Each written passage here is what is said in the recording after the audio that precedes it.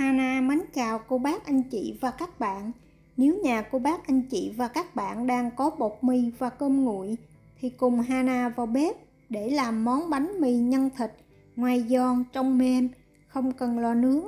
Với một bí quyết nhỏ là mình sẽ trộn bột với nước sôi để tạo ra một lớp vỏ bánh cực kỳ đặc biệt, đảm bảo làm xong cả nhà mình sẽ khen nức nở. Nếu thích, xin mời cô bác anh chị và các bạn cùng vào bếp, mình sẽ làm món bánh này. Trước tiên, để chuẩn bị phân bột, mình sẽ cho vào son 85ml nước, 1/4 muỗng cà phê muối, đậy nắp lại và nấu sôi. Khi nước sôi thì tắt bếp. Bây giờ mình sẽ rây bột vào tô. Cho vào tô 15g bột mì đa dụng. Sau đó cho từ từ phần nước sôi này vào, vừa cho vừa khuấy. Mình đừng cho vào một lần, kẻo bột bị đóng cục lại. Nhiệt độ cao sẽ làm cho hồ quá tinh bột ngay lập tức. Điều này giúp cho vỏ bánh sau khi chiên xong sẽ có độ mềm và dẻo, giữ được độ ẩm lâu hơn, không bị khô cứng giống như cách trộn nước lạnh thông thường. Để bột nghỉ 5 phút cho bột nguội bớt. Sau đó thêm vào 80ml nước ấm khoảng 35 độ C, 1 muỗng cà phê đường cát, 3g men nở và 1 muỗng canh dầu ăn khuấy đều lên.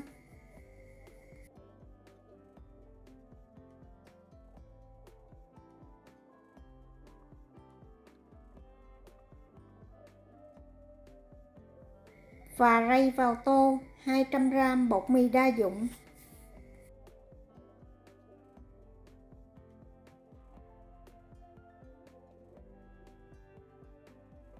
Vì bột bây giờ rất là mềm nên mình chỉ cần lấy phối dẹp trộn đều hỗn hợp bột lại với nhau.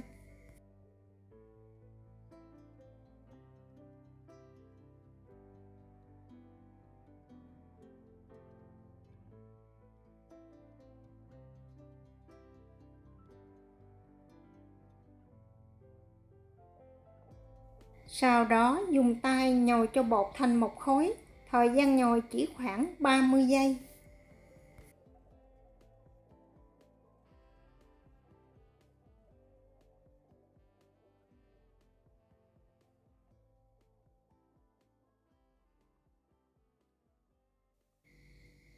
Đậy phần bột này lại và để cho bột nghỉ khoảng 5 phút. Sau 5 phút, mình sẽ cho một ít dầu ăn chống dính ra bàn và cho khối bột lên nhồi thêm khoảng 2 phút là bột mịn. Không cần phải nhồi quá lâu.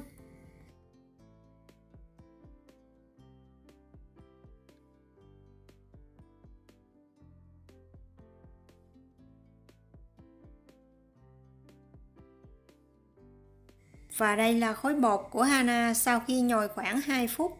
Bột rất mềm và rất là mịn. Tùy theo độ hút nước của bột, nếu khô, cô bác anh chị và các bạn có thể cho thêm một xíu nước nữa.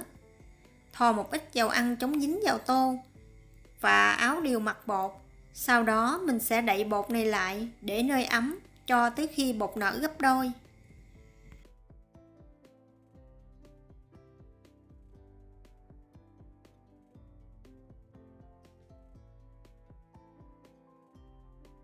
Trong khi chờ bột nở thì mình sẽ làm nhân. Thịt heo, Hana sử dụng 150g thịt heo xay. Thêm vào 80g hành tây cắt hạt lựu và trộn đều lên. Mình trộn như vậy thì phần thịt của mình khi xào không bị đóng cục lại.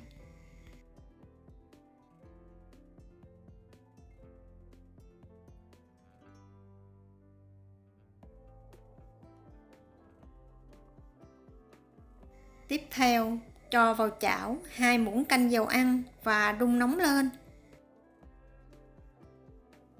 Khi dầu nóng, cho vào 2 muỗng canh hành tím băm và phi thơm.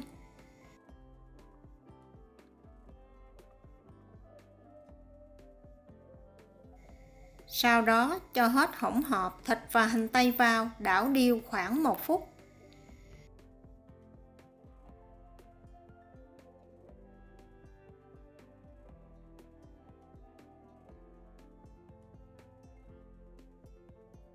Phần gia vị hôm nay Hana sử dụng nửa muỗng cà phê bột nêm, nửa muỗng cà phê đường cát và nửa muỗng cà phê nước tương. Xào thịt ở lửa vừa cho tới khi thịt chín hoàn toàn.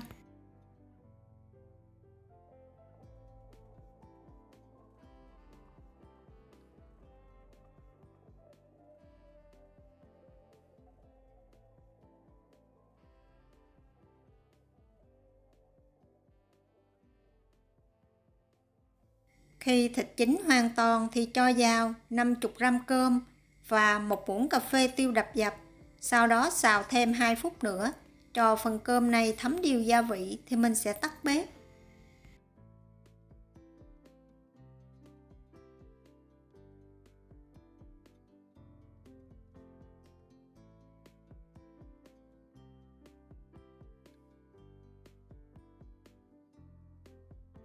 Cho nhân ra ngoài tô và để cho thật nguội trước khi mình đi gói bánh.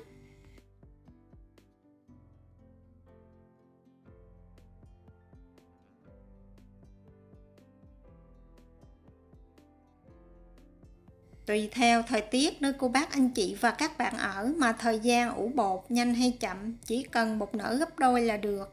Với thời tiết khoảng 29-30 độ C, Hana để khoảng 45 phút là bột đã nở.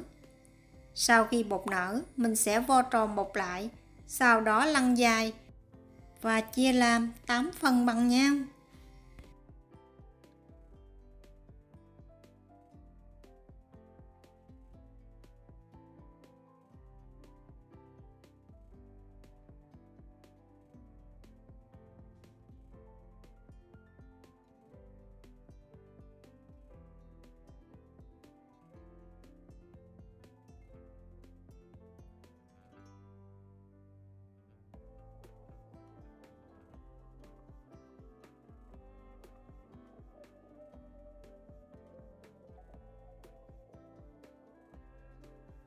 Túm tròn từng viên bột lại, sau đó mình đặt bột lên một cái khay có quét dầu ăn để chống dính, đồng thời dầu ăn giúp cho phần vỏ bánh được mềm ngon hơn.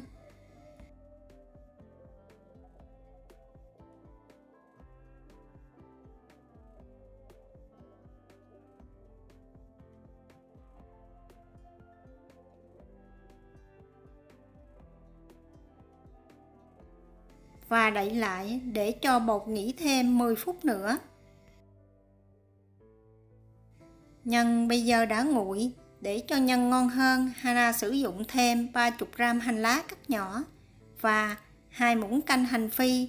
Hành phi này Hana làm từ hành tây. Cách làm hành phi từ hành tây Hana có để đường link trong phần mô tả. Nếu thích, cô bác anh chị và các bạn có thể tham khảo. Sau 10 phút, viên bột nào vo tròn trước mình lấy ra, mình tạo hình trước. Phần bột còn lại thì nhớ đậy kín để tránh bột bị khô. Cho một ít dầu ăn chống dính ra bàn, sau đó đặt viên bột lên và ấn mỏng. Nhưng mà mình đừng ấn mỏng quá, vì nếu ấn mỏng một chút lộ nhân ra nhìn không đẹp mắt.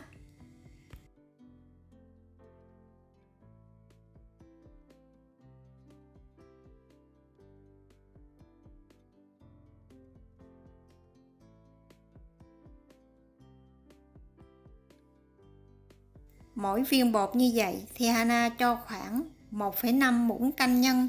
Sau đó mình cho nhân vào giữa và cách gói giống như gói chả giò.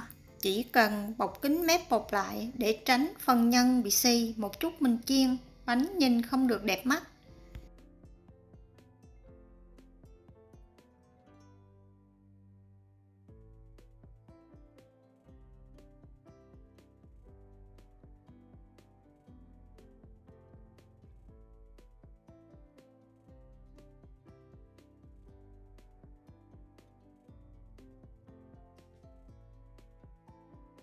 Sau khi tạo hình xong, mình cũng nhớ bọc kín bột lại để tránh bột bị khô. Bây giờ mình sẽ đi đun nóng phần dầu ăn. Dầu cho vào chảo chỉ cần ngập khoảng 1/2 cái bánh là được. Đun nóng dầu cho tới khi dầu sôi. Nhiệt độ dầu thích hợp là khoảng 160 độ C. Lần lượt xếp bánh vào. Tùy theo kích thước của chảo mà cô bác anh chị và các bạn xếp nhiều hay ít. nhưng nhớ chừa khoảng cách để một chút bánh nở. Chiên bánh ở lửa vừa, cho tới khi bánh hơi vàng mặt dưới thì mình mới trở đều mặt bánh. Khoảng 1 phút mình trở bánh một lần, làm như vậy cho tới khi bánh vàng đều hai mặt thì vớt bánh ra. Đây là thành phẩm bánh của Hana vừa chiên xong, màu vàng rất là bắt mắt. Bánh nhìn rất là giòn xốp, không phải là giòn cứng. Bánh này ăn nóng hay là nguội cũng rất là ngon, nhưng mà ngon nhất là khi mình vừa chiên xong, lớp vỏ bên ngoài giòn tan theo kiểu giòn xốp, phần bên trong thì mềm xốp, phần nhân thì đậm đà. Bánh này cô bác anh chị và các bạn có thể dùng ăn sáng, ăn trưa cũng rất là thuận tiện, không cần phải nấu cơm. Chỉ cần để ý kỹ những gì Hana chia sẻ thì đơn giản có thêm một món bánh mì nhân thịt cho gia đình của mình. Hana đảm bảo món bánh này ai cũng yêu thích. Nếu thích nhớ đăng ký ủng hộ kênh của Hana nhé. Hana cảm ơn cô bác anh chị và các bạn rất nhiều.